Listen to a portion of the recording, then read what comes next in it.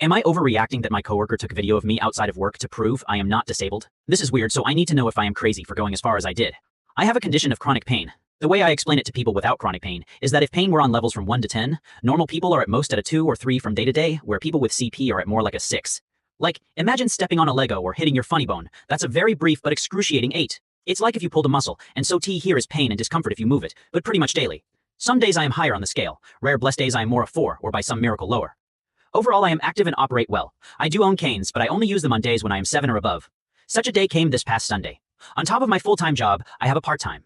Due to being physically and legally disabled, I had all the paperwork already filed with my job in case I ever need accommodations. I have a handicap marker on my license plate, and the placard on my rearview mirror and the works. I was recently moved to a location closer to my home. I love my new team. My boss Amy is really great.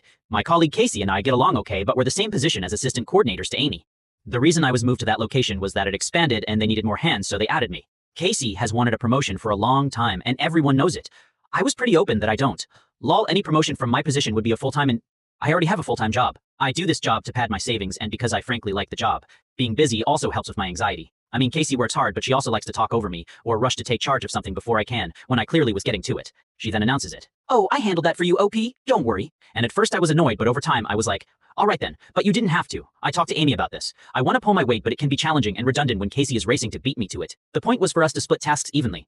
Amy said she would talk to her, and I don't know what came of that, but things didn't really change much, so I just accepted it. So when I came in Monday with my cane, everyone had questions.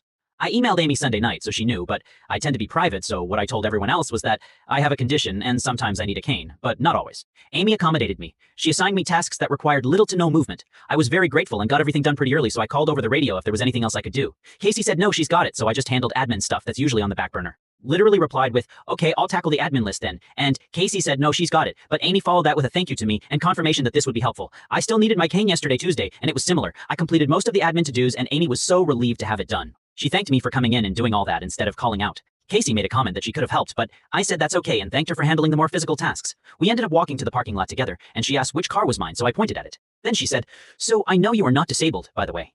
And I asked what she meant. She just repeated herself and said, "So no cane tomorrow, okay? I won't tell, just no cane tomorrow." Subscribe and like for part 2 since this is a long Reddit post.